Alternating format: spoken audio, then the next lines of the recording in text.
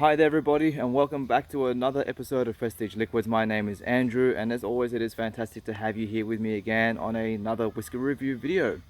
Now, before we get started, first of all, welcome to the first video of 2023. I've been a bit slow at getting into, like I say, starting my reviews for the year, but I figured that advent calendar series that took a lot out of me, so I figured, you know what, I'll just take the break and just slowly ease my way into it. So again, welcome to the first video of 2023. The other thing is, you may also notice that I've had a bit of a set change. Now, unfortunately, the neighbor cut down their palm tree without consulting me.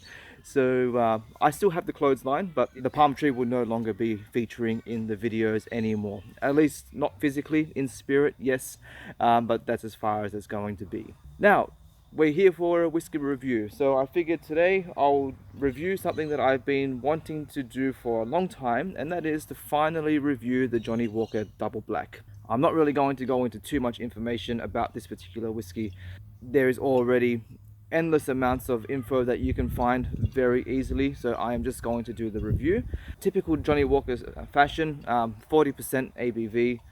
This is a blended whiskey, and it obviously is a bit more of a smokier version of the standard black label 12-year-old. Now, this one doesn't carry an age statement, so it's an NAS. One thing that I would also like to point out is that this bottle is actually at least about somewhere between 5 to 7 years old. I've had it for quite a while, so I am curious to actually be able to compare this to a more recent release, to see if there has been any variation in flavor over the years. But yeah, I have had this bottle for at least 5 years, so, and it's still holding up quite well. So let's get on with the review and see how we go. So, on the nose, cheers.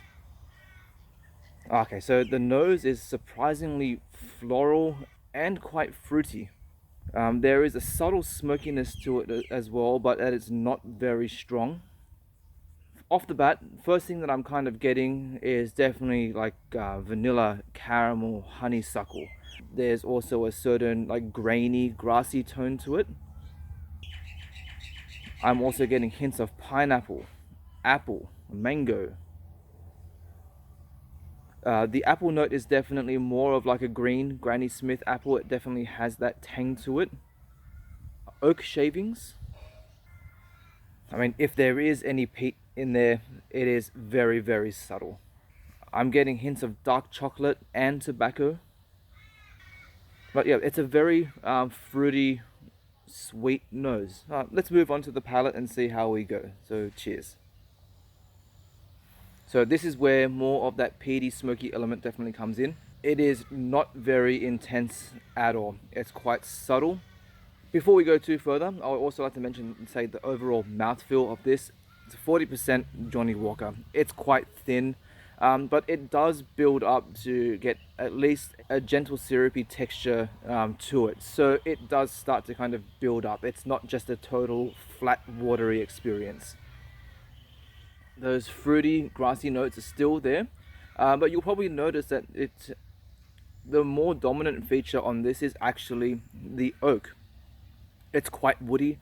It definitely has those nice oaky notes to it, a nice toasty barrel char coming through.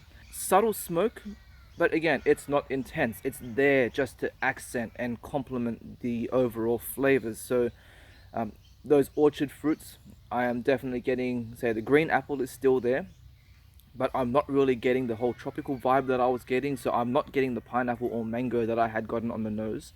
Instead, it's gone more to a citrus style. So think like orange pulp, mandarin peel, a little bit of lime zest. There's quite a bit of vanilla and caramel as well. Again, it also has that subtle, earthy, grassy, grainy element to it as well.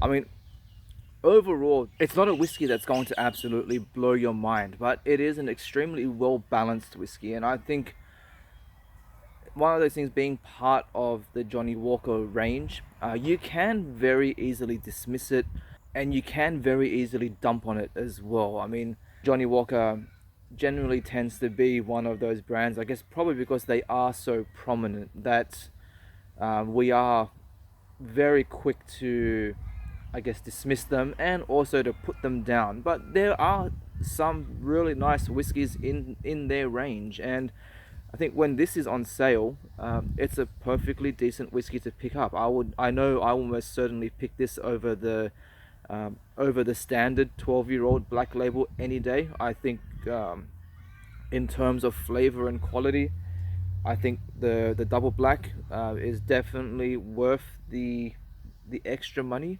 But again, it's not something that I would pay full price for. I think definitely wait to get it on sale, or even try it with a friend. I guess for those of you who are part of whiskey groups and things like that, or if you or your friends are whiskey drinkers, you're guaranteed to have somebody amongst your immediate circle that will have a bottle of this, and it'll be very easy for you to get your hands on and to be able to try. Funnily enough, I think when I first started getting into smoky and more, say, peated style whiskies, I used to find this quite intense, and now that isn't even a question for me anymore. I think you really, for people that are into, I guess, extremely heavily peated whiskies, you will struggle to kind of find those elements in it, or you may be expecting a more stronger peated experience. You are not going to get that from this, unless you are new to whiskey. Then you probably will. But for seasoned peated whiskey drinkers, yeah, this is definitely not going to be one of those ones where you think, oh man, this is a this is a peak bomb. It's all just part of the evolution of, I guess, of your whiskey journey. Well, before we wrap this up, let's move along into the finish. So the finish, unfortunately, this is probably where it falls short a little bit. I think the overall experience of the nose and the palate are quite enjoyable, and that's not to say that the finish isn't enjoyable either, but it is just quite thin, and there's not that much there. You pretty much get the same overall flavor profile that you do from the nose and the palate.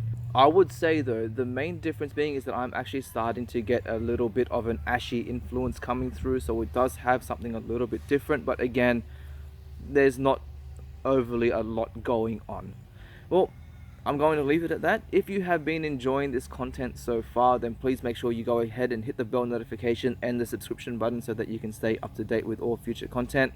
My name is Andrew, and I will see you all again on the next video. KIPPIS. Well, since you made it this far into the video, why not go ahead and check out some of these other reviews that I have done. I will see you all again next time. Bye bye.